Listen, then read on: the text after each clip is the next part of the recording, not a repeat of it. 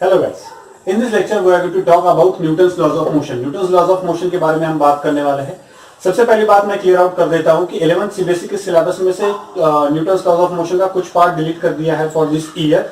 May be state board के syllabus में से भी ये पार्ट डिलीट हो जाएगा थोड़ा बहुत, लेकिन फिर भी मैं पूरा पढ़ाने वाला हूं Newton's laws of motion, because the way they have deleted the part from Newton's laws of motion from your syllabus, considering that you have studied that part already in the 9th standard। 9th standard में से आपने जितना part पढ़ा हुआ है उतना ही part उन्होंने delete किया हुआ है। दूसरी बात ये है कि मैं क्यों पढ़ा रहा हूं ये वाला पार्ट, बिकॉज ये वाला जो पार्ट है आपके सिलेबस में डिलीट भी किया होगा, तो उन्होंने जो पार्ट रखा हुआ है या फिर वर्क पावर एनर्जी जो नेक्स्ट आपका चैप्टर है उसमें जो भी पार्ट रखा हुआ है वो सारा पार्ट आपको समझ में आने के लिए जो डिलीटेड पोर्शन है, सीबीएसई ने डिलीट किया हुआ पोर्शन है, वो आपको आना जरूरी है। इसलिए मैं वो वाला पार्ट भी पढ़ाऊंगा। हाँ, मैं भी उस पर ज्यादा प्रैक्टिस नहीं लूंगा because it is not necessary, but मैं आपको वो पार्ट पढ़ाऊंगा for sure. So will start with NLM, Newton's laws of motion. Newton ने 3 लॉज बनाए हैं न्यूटन्स लॉज ऑफ मोशन। बहुत बार ऐसा होता है कि 9th स्टैंडर्ड में आपको ये तीनों लॉज अलग अलग तरीके से पढ़ाए जाते हैं, लेकिन याद रखना कि ये तीनों लॉज एक के पीछे एक आते हैं। यानी ये पहला लॉ पहले को लग के ही दूसरा वाला लॉ है, दूसरे को लग के ही तीसरा वाला लॉ है। ठीक है ना। तो न्यूटन का पहला लॉ क्या बताता है? न्यूटन का पहला लॉ आपको ये बताता है, this law is called as law of inertia. ये आपको क्या बताता है कि when any body is in its state, whether it is state of rest और state of uniform motion, until and unless unbalanced, some external unbalanced force is applied, that particular body does not change its state। एक body अगर rest पे है या फिर uniform motion में है और जब तक आप उसको अनबैलेंस्ड फोर्स अप्लाई नहीं करते हो उस बॉडी पे, तब तक वो बॉडी अपनी रेस्ट की स्टेट या फिर यूनिफॉर्म मोशन की स्टेट चेंज नहीं करेगी। It will continue the state. यह है न्यूटन का पहला लॉ। दूसरा लॉ ये बताता है कि whenever you apply that external force, जो ऑब्जेक्ट का स्टेट चेंज करने वाला है, जब वो फोर्स अप्लाई करते हो तो ऑब्जेक्ट स्टेट चेंज करता है। स्टेट चेंज करता है यानी क्या चेंज करता है? बेसिकली उसकी मोशन चेंज करता है, उसकी वेलोसिटी चेंज करता है। Then the difference rate of change of momentum of that particular body with respect to time gives you the total amount of force, total amount of external force you have applied. यानी कितने time में उसका कितना momentum change हुआ वो आपको क्या बताता है, कितना फोर्स आपने अप्लाई किया। ये न्यूटन का सेकंड लॉ है, called as Newton second law of motion या फिर न्यूटन्स लॉ ऑफ मोमेंटम। तीसरा लॉ आपको ये बताता है कि हाँ यार, ये सब कुछ आप एक बॉडी पे फोर्स अप्लाई कर रहे हो, वो बॉडी जो है वो स्टेट चेंज कर रही है या फिर नहीं कर रही है, what ever happening with a particular body, लेकिन यार जो बॉडी जो सोर्स फोर्स अप्लाई कर रहा है उस पर क्या बीत रही है। तो थर्ड लॉ आपको ये बताता है कि whenever you apply the force on a particular body in the intention to make the change in the state, that particular body also applies the force on the source which is applying the force। ठीक है। सो ये वाला जो होता है इसे कहा जाता है एक्शन रिएक्शन लॉ। ठीक है ना। तो ये लॉ क्या बताता है? whenever there is action, whenever there is action, there is equal, opposite and immediate reaction. ऐसे नहीं हो रहा है कि मैं फोर्स अप्लाई कर रहा हूं 2 दिन बाद दूसरा फोर्स लग रहा है बैक टू द, ठीक है ना, ओरिजिनल सोर्स। ऐसे नहीं हो रहा है। Equal, opposite and immediate reaction. ठीक है ना। ये तीनों वर्ड्स बहुत इंपॉर्टेंट है। ये तो न्यूटन के 3 लॉ है। ठीक है, ये न्यूटन के 3 लॉ है। इन 3 लॉ के एड ऑन में आपको 2 और चीजें पता होनी चाहिए। First is law of conservation of energy, second is law of conservation of momentum. ठीक है ना। ये दोनों आपको पता होने चाहिए। You have to study that. ठीक है ना। अगर हम बीच में अगर आते हैं तो we do few of the examples on that, लेकिन पहले सबसे पहले हम फोर्सेस के बारे में बात कर रहे हैं। बिकॉज नाउ पहला वाला जो पार्ट था आपने जो पढ़ा हुआ था वो पूरा का पूरा काइनेमेटिक्स का पार्ट था। काइनेमेटिक्स के पार्ट में आपने जो क्या पढ़ा, 1D motion and 2D motion. ठीक है ना। तो 1D motion and 2D motion में आप क्या करते हो? मोशन के पैरामीटर्स पढ़ते हो, मोशन के पैरामीटर्स प्रिसाइजली पढ़ते हो। ये वाला जो पार्ट होता है इसे कहा जाता है डायनामिक्स। वो है काइनेमेटिक्स वाला पार्ट। मैकेनिक्स 2 पार्ट में डिवाइडेड है, एक है काइनेमेटिक्स, दूसरा है डायनामिक्स। काइनेमेटिक्स में आप क्या पढ़ते हो? पैरामीटर्स ऑफ द मोशंस पढ़ते हो। ठीक है ना। एंड डायनामिक्स में आप क्या पढ़ते हो? Cause and effect of the motion पढ़ते हो। ठीक है। यानी cause and effect of the motion is studied in the dynamics. उसमें से कॉज, किसी भी मोशन का कॉज क्या होता है? Obviously force. यानी हम कॉज ऑफ द मोशन के बारे में पढ़ने वाले हैं, यानी फोर्स के बारे में पढ़ने वाले हैं। ठीक है, तो हम फोर्स के बारे में बात करना शुरू कर देते हैं। न्यूटन्स लॉज ऑफ मोशन के ये तीनों लॉज आपको ऑलरेडी पता है, तो ये लॉज आपको और एक बार पढ़ाने में I am not at all interested. बीच में जब कभी भी आएगा then I will talk to you about these forces, ठीक है ना। प्रैक्टिस सेशन के वक्त अगर आता है तो विल टॉक अबाउट इट, ठीक है। तो will talk about the force, force के बारे में बात करते हैं। तो force F, force is a vector quantity. Vector quantity इसका मतलब इसमें क्या इंपॉर्टेंट होता है, फोर्स में इंपॉर्टेंट होता है मैग्नीट्यूड, दूसरा फोर्स में इंपॉर्टेंट होता है डायरेक्शन, एंड तीसरा और एक चीज होती है जो बाकी वेक्टर्स में इंपॉर्टेंट नहीं होती है लेकिन फोर्स में इंपॉर्टेंट होती है, एंड दैट क्वांटिटी इज, सुनो ठीक से, ये वाला ऑब्जेक्ट है, इस वाले ऑब्जेक्ट पे मैंने अब 5 न्यूटन का मैग्नीट्यूड, 5 न्यूटन का फोर्स अप्लाई किया, वो भी इस डायरेक्शन में अप्लाई किया, तो मैंने यहां पे अप्लाई किया, ठीक है। यही फोर्स इसी डायरेक्शन में, इसी मैग्नीट्यूड का फोर्स यहां पे अप्लाई करने के बजाय मैंने यहां पे अप्लाई किया, डायरेक्शन तो वही है, यहां पे अप्लाई किया, डायरेक्शन तो वही है, लेकिन अगर मैं यहां पे अप्लाई करता हूं तो इसका मोशन अलग है, यहां पे अप्लाई करूंगा तो इसका मोशन अलग है, यहां पे अप्लाई करूंगा तो इसका मोशन अलग है। सो फोर्स में मैग्नीट्यूड, डायरेक्शन, ये दोनों चीजें तो इंपॉर्टेंट होती ही है, और एक इंपॉर्टेंट चीज होती है that is point of contact, ठीक है ना। पॉइंट ऑफ कांटेक्ट, कहां पे लग रहा है फोर्स, ये वाला जो फोर्स है वो कहां पे लग रहा है, तो point of contact is also important in the case of force, ठीक है। अब in the case of force अगर पॉइंट ऑफ कांटेक्ट इंपॉर्टेंट है तो बेसिकली ये वाले जो फोर्सेस हैं इसमें हम ये तीनों चीजों के बारे में बात करेंगे। और एक बात है, फोर्सेस जो हैं वो दो टाइप्स में डिवाइड किए जाते हैं, दो टाइप्स में डिवाइड किए जाते हैं। एक होता है कांटेक्ट फोर्स, ठीक है, कांटेक्ट फोर्सेस, और दूसरे होते हैं नॉन कांटेक्ट फोर्सेस, ठीक है, नॉन कांटेक्ट फोर्सेस, या फिर इनको क्या कहा जाता है, field forces, FIELD, field forces, ठीक है ना। फील्ड फोर्सेस भी कहा जा सकता है कभी कभी, ठीक है ना। Most of the non contact forces are field forces, ठीक है।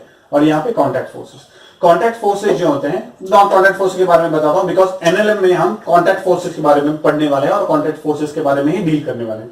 सो नॉन कांटेक्ट फोर्सेस के बारे में पहले बता देता हूं, उनका काम खत्म हो जाएगा। नॉन कांटेक्ट फोर्सेस यानी सपोज आपके हाथ में एक मैग्नेट है, आपके हाथ में दूसरा मैग्नेट है, आपने बचपन में खेला हुआ कि एक मैग्नेट दूसरा मैग्नेट, आप उनको पास में लाने की कोशिश करते हो, ठीक है ना। तो सेम पोल होते हैं तो आप उसको नजदीक लाने की कोशिश करते हो तो आगे वाला मैग्नेट दूर दूर दूर दूर दूर जाता है। ये वाला क्या होता है, बेसिकली दोनों एक दूसरे के कांटेक्ट में आए बिना एक दूसरे में मूवमेंट तैयार कर रहे हैं, तो ये कौन से फोर्सेस होते हैं, नॉन कांटेक्ट फोर्सेस, या फिर उनको क्या कहा जाता है, फील्ड फोर्सेस। उनको क्या कहा जाता है, field forces. Getting the point. तो ये जो फील्ड फोर्सेस होते हैं, ये वाले फील्ड फोर्सेस के बारे में हम यहां पे बात नहीं करने वाले हैं। न्यूटन्स लॉज ऑफ मोशन, तीनों लॉज कांटेक्ट फोर्सेस के भी एप्लीकेबल होते हैं एंड नॉन कांटेक्ट फोर्सेस के लिए भी एप्लीकेबल होते हैं, लेकिन एनएलएम में हम सिर्फ कांटेक्ट फोर्सेस पढ़ने वाले हैं। नॉन कांटेक्ट फोर्सेस हम बाद में पढ़ेंगे। कौन कौन से नॉन कांटेक्ट फोर्सेस पढ़ने वाले हैं हम लोग, ग्रेविटेशनल फोर्स पढ़ने वाले हैं, उसके बाद मैग्नेटिक फोर्स पढ़ने वाले हैं, उसके बाद इलेक्ट्रोस्टैटिक फोर्स पढ़ने वाले हैं, ठीक है ना। तो ये सारे फोर्सेस कहां पे आ जाते हैं, नॉन कांटेक्ट फोर्सेस में आ जाते हैं। Most of the non contact forces are conservative forces, ठीक है ना। Most of the non contact forces are conservative forces, ठीक है ना। कंजर्वेटिव फोर्सेस का इंपॉर्टेंट क्या होता है, conservative forces basically are responsible for the potential energy, लेकिन ठीक है अभी के लिए इनको बाजू में रख देते हैं। Now we are going to talk about contact forces. Contact forces में भी हम एक्चुअली तीन फोर्सेस के बारे में बात करने वाले हैं, मेजर तीन फोर्सेस के बारे में बात करने वाले हैं। पहला फोर्स है आपका टेंशन, टेंशन के बारे में पढ़ने वाले हैं हम लोग। उसके बाद हम और एक फोर्स के बारे में पढ़ने वाले हैं, कांटेक्ट फोर्स, वो है नॉर्मल फोर्स, ठीक है ना। उसके बाद और एक पढ़ने वाले हैं, और एक फोर्स के बारे में पढ़ने वाले हैं हम लोग, वो है actually spring force. Spring forces के बारे में पढ़ने वाले हैं। तो ये तीन फोर्सेस के बारे में हम मेजर पढ़ेंगे एनएलएम में, न्यूटन्स लॉज ऑफ मोशन में। उसके बाद एंड में जाके, ठीक है ना, कुछ बुक्स में एंड में जाके है, कुछ बुक्स में सेपरेट चैप्टर दिया हुआ है, लेकिन ये सारे फोर्सेस के बारे में और एक बार पढ़ेंगे हम लोग। सबसे पहले हम इन फोर्सेस के बारे में पढ़ेंगे when there is no friction. When there is no friction, तो उस वक्त टेंशन, नॉर्मल, स्प्रिंग को यूज करके हम एप्लीकेशंस देखेंगे। उसके बाद इन तीनों की एप्लीकेशन विथ फ्रिक्शन देखेंगे, विथ फ्रिक्शन देखने वाले, ठीक है ना। फ्रिक्शन एग्जिस्ट होता है तो कैसे काम होता है, फ्रिक्शन एग्जिस्ट नहीं करता है तब कैसे काम करता है। बेसिकली फ्रिक्शन को भी हम यहां पे इंक्लूड कर सकते हैं, because friction is also contact force, friction is also contact force. लेकिन इन तीनों का ही एप्लीकेशन हम यूजिंग नो फ्रिक्शन सिस्टम देखेंगे, यूजिंग फ्रिक्शन सिस्टम देखेंगे, इसलिए मैंने उसको थोड़ा सा अलग कर दिया। Otherwise you can talk about कि हम एनएलएम में 4 फोर्सेस के बारे में, 4 कॉन्टैक्ट फोर्सेस के बारे में पढ़ेंगे, tension, normal, spring force and frictional force. In 4 forces के बारे में हम एनएलएम में बात करेंगे, राइट। चलो तो वन बाय वन इनके बारे में बात करना शुरू कर देते हैं, स्लोली स्लोली, बाकी सारी चीजें भी कर लेंगे। Fine, okay. सबसे पहले बात करेंगे नॉर्मल के बारे में। Normal force, what is mean by normal force? याद रखना, whenever 2 bodies are in physical contact with each other, 2 bodies अगर एक दूसरे की फिजिकल कॉन्टैक्ट में आती हैं तो they apply the normal forces on each other. यानी अगर सपोज कंसीडर करके चलो कि यहां पे एक रिजिड सरफेस है, रिजिड सरफेस पे मैंने एक ब्लॉक रखा हुआ है m मास का, तो ये वाला जो m मास का ब्लॉक होता है इसका वेट बेसिकली कहां पे जाता है, यहां पे आप ठीक से देखोगे तो ये वाला कॉन्टैक्ट सरफेस है। ये वाला कॉन्टैक्ट सरफेस क्या कर रहा है, basically this contact surface is between the earth and this body, ये वाली बॉडी और इसके बीच में ये कॉन्टैक्ट सरफेस है। ये वाला जो कॉन्टैक्ट सरफेस है, इस वाले कॉन्टैक्ट सरफेस पे ये बॉडी जो होती है ये अर्थ के कांटेक्ट में आ जाती है, तो इस वाली बॉडी पे 2 फोर्सेस काम करते हैं। एक है इसका खुद का वेट mg, और दूसरा कांटेक्ट फोर्स कौन सा है, normal, which is applied by earth on that body. ठीक है ना, ये कौन सा फोर्स है, नॉर्मल फोर्स है। Normal force is applied by the earth on that body. ठीक है, ये जो नॉर्मल फोर्स होता है, this normal force is always perpendicular to contact surface, always perpendicular to contact surface। ठीक है, सपोज 2 बॉडी है, ठीक है ना, ये रिजिड बॉडी है सपोज, ठीक है ना, ये वाली एक बॉडी है A बॉडी है, ये वाली दूसरी बॉडी है B बॉडी है। तो अब ये वाली जो A बॉडी है, A वाली बॉडी पे कितने फोर्सेस लग रहे हैं, एक तो खुद का उसका मास, उसको सपोज mAg कह दिया हम लोगों ने, उसका खुद का वेट, मास नहीं वेट, उसका खुद का वेट उस पर लग रहा है। दूसरा अर्थ जो है उस पे नॉर्मल फोर्स लग रही है अपवर्ड डायरेक्शन में, because normal force is always perpendicular to contact surface. इन दोनों का कॉन्टैक्ट सरफेस ये है, तो इसको नॉर्मल फोर्स इस डायरेक्शन में होगा। This is the normal force applied on body A by earth. सही है। वैसे ही ये दोनों बॉडीज भी एक दूसरे पे, ये दोनों बॉडीज भी एक दूसरे पे, पर एक दूसरे को ये है, एक दूसरे के कॉन्टैक्ट में है, एक दूसरे के कॉन्टैक्ट में है, तो बी बॉडी जो है वो ए बॉडी पे फोर्स लगा रही है, which is normal force NAB, normal force applied on the body A by B। B के बारे में भी वैसे ही होगा, बी पे ऊपर वाली डायरेक्शन में कौन लगाएगा, अर्थ लगाएगी, NBE, normal force applied by the contact of the earth towards in the upward direction, और दूसरा फोर्स कौन लगाएगा, A लगाएगा बी पे, कॉन्टैक्ट फोर्स किस डायरेक्शन में, इस डायरेक्शन में, NBA। And this NAB and NBA are action reaction forces. ठीक है, जैसे नॉर्मल A B पे नॉर्मल फोर्स लगा रहा है, वैसे ही B भी A पे नॉर्मल फोर्स लगाता है, इक्वल, अपोजिट, इमीडिएट। तो NAB एंड NBA वो दोनों एक दूसरे पे फोर्स लगाए। वैसे ही NAE होगा तो यहां पे और एक फोर्स नीचे जो ये वाला इस पे लगा रहा होगा, वो क्या होगा, NEA। वैसे ही यहां पे क्या होगा, NEB, ये भी फोर्स होगा। mg तो लग ही रहा है, mg तो लग ही रहा है।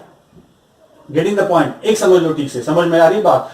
सो बेसिकली नॉर्मल फोर्स जो होता है ना, जिस बॉडी में भी नॉर्मल फोर्स लगता है, यानी अगर ये दोनों बॉडीज एक दूसरे के कांटेक्ट में है तो इस कांटेक्ट सरफेस पे नॉर्मल फोर्सेस होंगे। Normal force applied on one body by the other body is always such that one body is trying to compress other body. यानी बी जो है वो ए को दबाने की कोशिश कर रहा है, ए जो है वो बी को दबाने की कोशिश कर रहा है विथ फोर्स NBA। अर्थ जो है वो ए को दबाने की कोशिश कर रही है विथ NAE। ये जो है वो अर्थ को दबाने की कोशिश कर रहा है विथ NEA। ये नॉर्मल फोर्सेस होते हैं। नॉर्मल फोर्स है जहां कहीं पे भी कांटेक्ट सरफेस आता है वहां पे नॉर्मल फोर्स एग्जिस्ट हो जाता है। Getting the point. अगर ये वाला सरफेस ऐसे है और ये वाला ऑब्जेक्ट इस पे है m है, तो नॉर्मल फोर्स किस डायरेक्शन में लगेगा? mg तो लगेगा इसी डायरेक्शन में डाउनवर्ड, लेकिन normal force is always perpendicular to contact surface, तो ये लगेगा इस डायरेक्शन में। Getting the point? समझ में आ रही है बात? Normal force is always perpendicular to the contact surface, always perpendicular to contact surface, such that it is trying to compress the body, it is trying to compress the body. So this is how the normal force work, this is how the normal force work. अब tension के बारे में देखते हैं, थोड़ा सा introduction कर लेते हैं, then when we start solving the examples तो उसके बारे में बाद में देखते हैं, ठीक है? अब बात करते हैं टेंशन के बारे में, ठीक है? टेंशन के बारे में। अब सपोज ये एक बॉडी है, ये दूसरी बॉडी है, ये सपोज बी बॉडी है, ये ए बॉडी है, इन दोनों के बीच में ये स्ट्रिंग लगाई हुई है। अब मुझे बताओ व्हेनेवर मैं इस बॉडी को फोर्स लगाता हूं इस डायरेक्शन में टू मूव, इस बॉडी को मूव करने के लिए मैंने फोर्स लगाया, तो ये वाली जो बॉडी है, देख स्टिक से देखना, ये वाली बॉडी भी मूव हो जाएगी। अगर इस बॉडी का एक्सेलरेशन ए है तो इस बॉडी का एक्सेलरेशन भी ए ही होगा। ये तो सर इजी है, समझ में आ जाता है, बिकॉज कंस्टेंट मोशन में हमने थोड़ा सिमिलर ऐसे ही किया हुआ है। लेकिन एक याद रखना, ये बॉडी अगर एफ फोर्स से उस तरफ मैंने खींच ली तो उसका एक्सेलरेशन ए है, तो ये बी बॉडी जो है उसका भी एक्सेलरेशन ए है, लेकिन without creating the tension in this string ये पॉसिबल है क्या? ये पॉसिबल है क्या? तो नहीं पॉसिबल, ठीक है?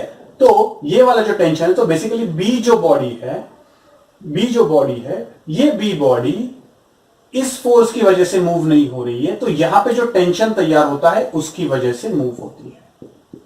सो whenever there is a tension in the string, whenever there is a tension in the string, basically this tension force is applied at the point of contact with the body।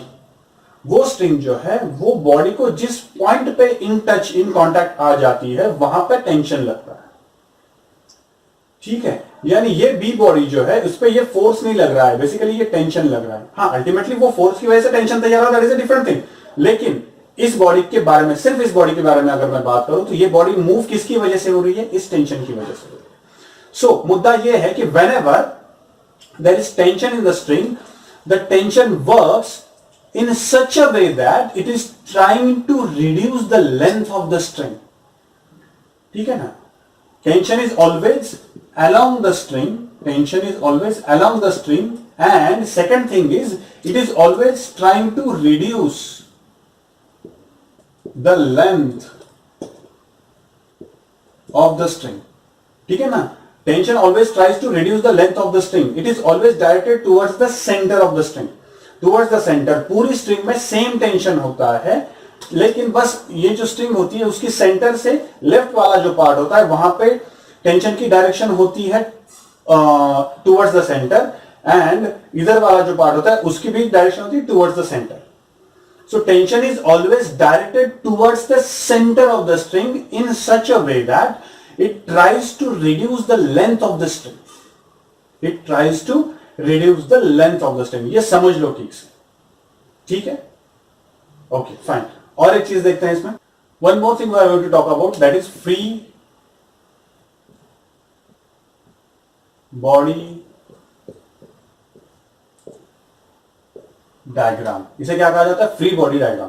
Free body diagram यानी हम क्या करते हैं कि एक particular system होती है, उस सिस्टम में से हर एक ऑब्जेक्ट या फिर एक एक बॉडी को, ठीक है ना, if A system is made up of multiple body, उसमें से हर एक बॉडी को बाजू में लेते हैं, we represent that body separately along with all the forces which are applied on it and all the parameters which are related to it, ठीक है ना? उसे हम क्या कहते हैं? Free body diagram. For example, ठीक है ना, यहां पे एक ऑब्जेक्ट है जिसका मास m है, तो ये वाला जो ऑब्जेक्ट है इसका मुझे फ्री बॉडी डायग्राम निकालना है, तो मैं क्या करता हूं उसको, ठीक है, उस पर कौन सा फोर्स लग रहा है? नीचे वाली डायरेक्शन में mg लग रहा है, ऊपर वाली डायरेक्शन में उस पर नॉर्मल लग रहा है, which is due to this. खत्म, ये free body diagram of that mass हो गया। कुछ बुक्स ऐसे हैं उनमें ये ब्लॉक भी नहीं दिखाया जाता, it is represented by just a single point कि नीचे वाली डायरेक्शन में mg लग रहा है उस पर और ऊपर वाली डायरेक्शन में n लग रहा है, ये भी सही है, ये भी सही है। बेसिकली मुझे क्या करना है कि इस मास को मैंने पॉइंट मास के जैसे रिप्रेजेंट कर दिया और उस पे लगने वाले सारे फोर्सेस मैंने दिखा दिए, खत्म। विथ डायरेक्शन, सारे forces with direction and magnitude हम दिखाते हैं। फॉर एग्जांपल और एक चेक करते हैं। ये सपोज ए बॉडी है, अगेन ये बी बॉडी है और ये रिजिड है। तो ए बॉडी का free body diagram and B body का फ्री बॉडी डायग्राम हम अलग अलग निकाले, because these are two different masses. तो यहां पे मैंने ए का अगर फ्री बॉडी डायग्राम निकालना शुरू कर दिया तो उस पर कौन सा फोर्स लगेगा? नीचे वाली डायरेक्शन में M A G, mass of A is M A, ठीक है ना, एम ए जी। ऊपर वाली डायरेक्शन में क्या लगा? उस पर normal reaction applied on A by earth. इस डायरेक्शन में और एक फोर्स लगा, कौन सा वाला? Normal reaction applied on A by B, ठीक है। बी का अगर मैं निकालता हूं फ्री बॉडी डायग्राम तो उस पर नीचे वाली डायरेक्शन में एम बी जी, वो तो लगना ही लगना है, सॉरी एम बी जी लगना ही लगना है, mass of B multiplied by G, weight of the body. उसके बाद दूसरा ऊपर वाली डायरेक्शन में एन बी ई, ठीक है। उसके बाद इस डायरेक्शन में एन, सॉरी इस डायरेक्शन में नहीं लगेगा, इस डायरेक्शन में लगेगा, ये नहीं, ये रॉन्ग है। इस डायरेक्शन में लगेगा कौन सा वाला? एन बी ए, ठीक है ना, ये नहीं लगेगा। एन बी ए फोर्स उस डायरेक्शन में लगा।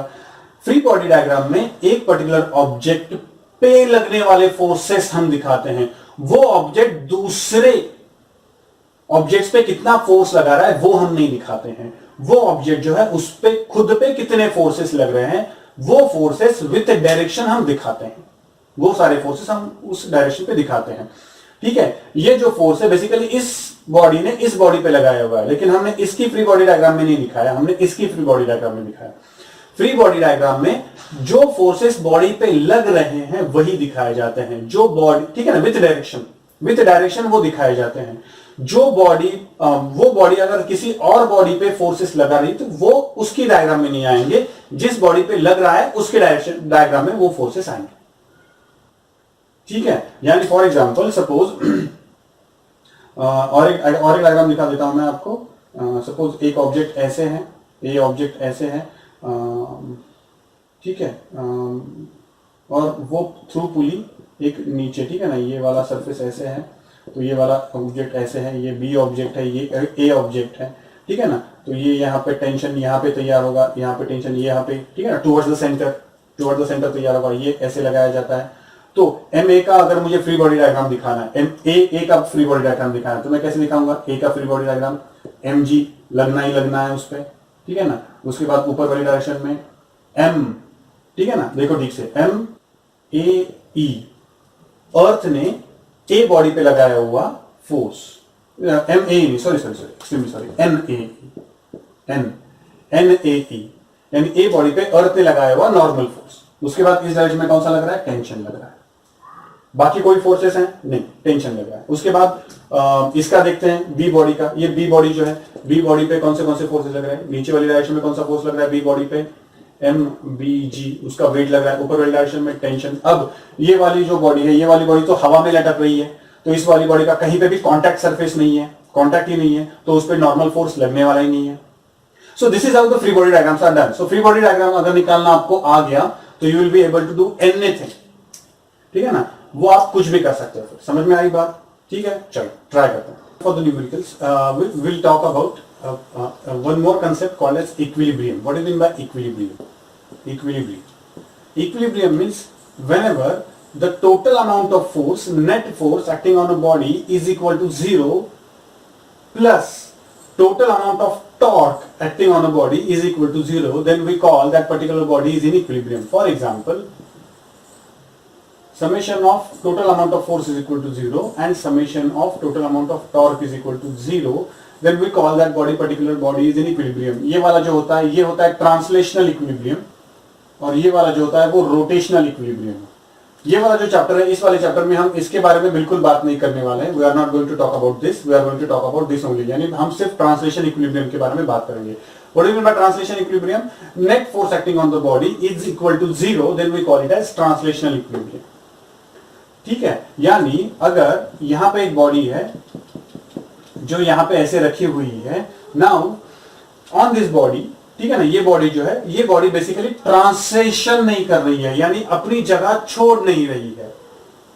ठीक है ना, ये बॉडी जो है अपनी जगह छोड़ नहीं रही है, तो हम उसे क्या कहते हैं, that body is in translational equilibrium. ठीक है ना, ट्रांसलेशनल इक्विलिब्रियम।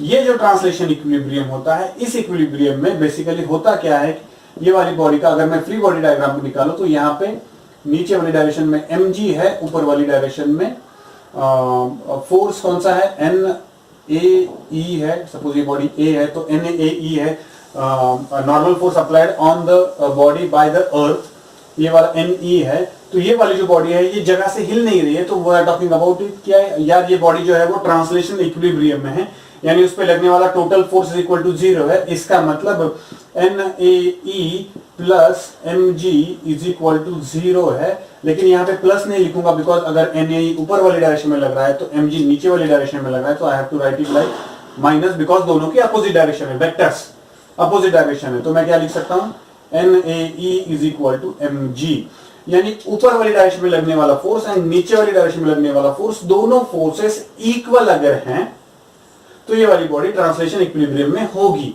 यानी net force is equal to 0। इस बॉडी पे लगने वाला net force is equal to 0, यानी जितना फोर्स ऊपर वाली डायरेक्शन में लग रहा है उतना फोर्स नीचे वाली डायरेक्शन में लग रहा है। तो ऑब्जेक्ट ऑब्वियसली फोर्स लगते हुए भी ऑब्जेक्ट ट्रांसलेट नहीं होगा, एक जगह से हिलेगा नहीं, because net force acting on the body 0। Forces लग रहे हैं, हाँ लग रहे हैं, लेकिन नेट फोर्स 0 है, नेट फोर्स 0 है। यानी सपोज अगर मैं हाथ फैला दूं, एक बंदा अगर मुझे इस डायरेक्शन में खींच रहा है फिर 500 न्यूटन से, दूसरा वाला बंदा इस डायरेक्शन में खींच रहा है 500 न्यूटन से, दो बंदे मुझे खींच रहे हैं, तो net force acting on me कितना है, 0। तो मेरा मूवमेंट किस डायरेक्शन में होगा, किसी भी डायरेक्शन में नहीं होगा, because net force acting on the body is 0। Net force acting on the body is 0। कभी कभी क्या होता है कि फोर्सेज जो है ना एग्जैक्टली एक दूसरे को अपोज नहीं कर रहे होते हैं, एग्जैक्टली अपोज नहीं कर रहे हैं। यानी फॉर एग्जांपल सपोज अगर मैं एक बॉडी दिखा दूं जो सरफेस पे है, अगर इस सरफेस पे है, ठीक से देखना, तो अगर सपोज मैं एक फोर्स इस डायरेक्शन में लग रहा हूं, एक फोर्स इस डायरेक्शन में लगा रहा हूं, ठीक है, ये F1 फोर्स है, ये F2 फोर्स है, ये वाला एंगल थीटा है, थीटा 1 है, ये वाला एंगल जो है वो थीटा 2 है सपोज, ठीक है। फिर भी अगर ये बॉडी ऐसी जगह पे है and this body is in equilibrium अगर कहा गया, तो मैं क्या कंक्लूड कर सकता हूं, क्योंकि यहां पे तो मुझे एग्जैक्टली अपोज कोई किसी को कर रहा है ऐसे दिख तो नहीं रहा है, ठीक है। तो मुझे अगर इक्विलिब्रियम के इक्वेशंस अगर पुट अप करने हैं तो मैं कैसे करूंगा, तो what I will do, I will resolve these forces, मैं इनको रिजॉल्व कर लूंगा। तो ये आएगा F1 साइन थीटा आएगा, ठीक है ना, क्योंकि इसके साथ एंगल पता नहीं है, और ये F1 कॉस थीटा आएगा, यहां पे भी ये क्या आएगा F2, ये थीटा 1, ये वाला F2 कॉस थीटा 2 आएगा, और ये ऊपर वाली डायरेक्शन में कौन आएगा F2 साइन थीटा 2, और नीचे वाली डायरेक्शन में mg, ठीक है। यानी अब अगर मैं इसकी फ्री बॉडी डायग्राम इमेजिन करने की कोशिश करूं, ठीक से देखो यहां पे अगर आपको समझ में आ रहा है तो, ठीक है ना, मैं अगर इसकी फ्री बॉडी डायग्राम इमेजिन करने की कोशिश करूं तो इसकी फ्री बॉडी डायग्राम कैसे आएगी, ये वाला है, नीचे वाली डायरेक्शन में mg लग रहा है, ऊपर वाली डायरेक्शन में F1 साइन थीटा 1 लग रहा है, दूसरा कौन सा लग रहा है F2 साइन थीटा 2 लग रहा है, इस वाली डायरेक्शन में लग रहा है F2 कॉस थीटा 2 लग रहा है, और इस वाली डायरेक्शन में क्या लग रहा है F1 कॉस थीटा 1 लग रहा है, ठीक है। अब यहां पे आप ठीक से देखोगे तो ये समझ में आ जाएगा मुझे कि अब मैं इक्वेशंस लिख सकता हूं। इनके इक्वेशंस क्या आएंगे मेरे, नाउ इक्वेशंस विल बी, अब मैं कंसीडर करूंगा कि ये वाली बॉडी जो अगर ट्रांसलेशन इक्विलिब्रियम में है तो ये वर्टिकल इक्विलिब्रियम में भी है एंड हॉरिजॉन्टल इक्विलिब्रियम में भी है। इसका मतलब मैं क्या करूंगा, summation of Fy is equal to 0 and summation of Fx is equal to 0, यानी हॉरिजॉन्टल डायरेक्शन के सारे फोर्सेस इक्वल हैं, वर्टिकल डायरेक्शन के सारे फोर्सेस इक्वल हैं। इसका मतलब मैं क्या करूंगा, वर्टिकल डायरेक्शन के सारे फोर्सेस इक्वल है, यानी जितना फोर्स नीचे लग रहा है उतना ही फोर्स ऊपर लग रहा है, यानी यहां मैं डायरेक्टली इक्वेशन लिख दूंगा mg, नीचे वाली डायरेक्शन में लगने वाला फोर्स इज इक्वल टू ऊपर वाली डायरेक्शन में कितने फोर्सेस लग रहे हैं F1 sine theta 1 plus F2 sine theta 2, जितना फोर्स ऊपर लग रहा है उतना ही फोर्स नीचे लग रहा है। Summation of Fx is equal to 0, यानी जितना फोर्स लेफ्ट में लग रहा है उतना ही फोर्स राइट में लग रहा है, यानी मैं क्या लिखूंगा F1 cos theta 1 is equal to F2 cos theta 2। Getting the point, समझ में आ रही बात, ऑडियो तो अगर मुझे डायरेक्टली ये नहीं मिलता है तो I will resolve the forces in two different planes, two different directions, horizontal and vertical directions. Basically in the plane of the object मैं सारे फोर्सेस को रिजॉल्व करूंगा and I will put up the equations. ठीक है ना. कुछ numerical solve करते हैं तो आपको समझ में आएगा. So basically equilibrium means summation of forces equal to 0. हम ट्रांसलेशन इक्विलिब्रियम के बारे में ही बात करेंगे इस लेक्चर में. We are not going to talk about rotational equilibrium. बाद में जाके आपको रोटेशनल मोशन नाम का एक चैप्टर पढ़ना है आपको, उसमें हम रोटेशनल इक्विलिब्रियम के बारे में बात करेंगे. फाइन, ठीक है. अब कुछ न्यूमेरिकल सॉल्व करने की कोशिश करते हैं. चल, first question is easy question से शुरू करते हैं, फिर हार्ड क्वेश्चन पे जाएंगे. यहां पे एक मास दिया हुआ है. ठीक है, मास दिया हुआ है 5 kg का. उस पे हमने फोर्स लगाया हुआ है 10 न्यूटन का. So what will be the acceleration of this object. इस ऑब्जेक्ट का एक्सेलरेशन क्या होगा? सिंपल सी बात है. F is equal to m into A. So a is equal to f divided by m, which will be equal to f कितना है 10, m कितना है 5, is equal to 2 metre per second square. एकदम easy, एकदम easy. अब थोड़ा सा अच्छा वाला करते हैं इसमें. वही ऑब्जेक्ट है, वही 5 kg का ऑब्जेक्ट है, वही फोर्स लग रहा है, लेकिन अब टेढ़ा लग रहा है. And this is 37 degree. वही 10 न्यूटन का फोर्स लग रहा है. F is equal to 10 newton. अब मुझे एक्सेलरेशन पूछा गया. इसका फ्री बॉडी डायग्राम निकालता. ओके, इसका फ्री बॉडी डायग्राम कैसे आएगा? ये है 10 न्यूटन. ठीक है. अब ये वाला जो ऑब्जेक्ट है ये 37 डिग्री का है, तो मैं इस 10 न्यूटन को रिजॉल्व कर लेता हूं. तो दिस विल बी 10 cos 37 और ऊपर से नीचे कौन आएगा 10 sin 37. ठीक है. उसके बाद नीचे डायरेक्शन में और एक लग रहा है कौन mg. ठीक है. ऊपर वाले डायरेक्शन में और एक लग रहा है कौन नॉर्मल रिएक्शन. एक ही कॉन्टैक्ट सरफेस है, उसको नाम नहीं देता फिर मैं, नॉर्मल रिएक्शन. अब ये वाला अगर पूरा देखूंगा मैं तो मुझे समझ में आ जाता है कि ये वर्टिकल इक्विलिब्रियम में है ऑब्जेक्ट. ये ऑब्जेक्ट वर्टिकल इक्विलिब्रियम में है. अगर नेट फोर्स 0 हो जाता है तो एक्सेलरेशन भी 0 होगा. वर्टिकल इक्विलिब्रियम में वैसे वर्टिकली वैसे भी उसका एक्सेलरेशन 0 है. मुझे हॉरिजॉन्टल एक्सेलरेशन निकालना है. The question is a is equal to question mark. ठीक है. तो इसको हॉरिजॉन्टल एक्सेलरेशन मिल रहा है, तो उसके लिए रिस्पॉन्सिबल कौन है? तो ये 10 न्यूटन का ये वाला कंपोनेंट रिस्पॉन्सिबल है. बिकॉज ये वाला जो कंपोनेंट है, ये वाला कंपोनेंट वर्टिकली काम कर रहा है, विच इज बेसिकली इक्विलिब्रियम, यानी वर्टिकल इक्विलिब्रियम में है ऑब्जेक्ट. तो वर्टिकल इक्विलिब्रियम में यानी वर्टिकली उसका मोशन हो ही नहीं रहा है. सो वर्टिकली एक्सेलरेशन है ही नहीं. तो एक्सेलरेशन कैसे है? सिर्फ हॉरिजॉन्टल सरफेस पे है. तो यहां पे क्या लिखूंगा मैं? F is equal to m into A लिखूंगा. लेकिन अब कौन सा F एक्सेलरेशन के लिए रिस्पॉन्सिबल है? सिर्फ ये वाला कंपोनेंट उसका. सो 10 cos 30 का वैल्यू कितना होता है 4/5 इज इक्वल टू मास उसका कितना है 5 multiplied by acceleration. So 5 1 5 5 2 4 2 8. A is equal to 8/5. ये acceleration metre per second square, ये एक्सेलरेशन आएगा. ठीक है. क्योंकि इस बॉडी का एक्सेलरेशन हॉरिजॉन्टल डायरेक्शन में है, तो कौन सा फोर्स उसके लिए रिस्पॉन्सिबल है? 10 cos 37 फोर्स रिस्पॉन्सिबल है. ये वाला फोर्स उसके हॉरिजॉन्टल मोशन के लिए रिस्पॉन्सिबल ही नहीं, क्योंकि वो वर्टिकली लग रहा है. तो हॉरिजॉन्टल मोशन के लिए रिस्पॉन्सिबल कैसे हो? Getting the point. तो ये वाला जो कंपोनेंट है, ये वाला कंपोनेंट रिस्पॉन्सिबल होता है. बेसिकली ये टोटल जो फोर्स है उसका ये वाला कंपोनेंट सिर्फ उसको मोशन के लिए हेल्प कर रहा है, ये वाला कंपोनेंट नहीं हेल्प कर रहा. Getting the point. चलो और एक एग्जांपल सॉल्व करते हैं. 2 kg का ऑब्जेक्ट है, रिजिड सरफेस पे रखा हुआ है.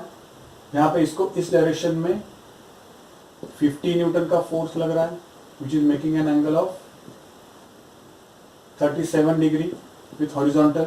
वैसे ही यहां पे भी फोर्स लग रहा है, which is making an angle of 53 degree with horizontal, और ये 20 न्यूटन का फोर्स है.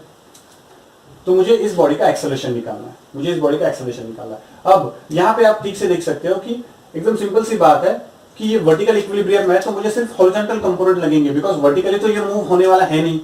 सो इसका जो भी एक्सेलरेशन होगा वो अलोंग द सरफेस यानी हॉरिजॉन्टल डायरेक्शन में होगा.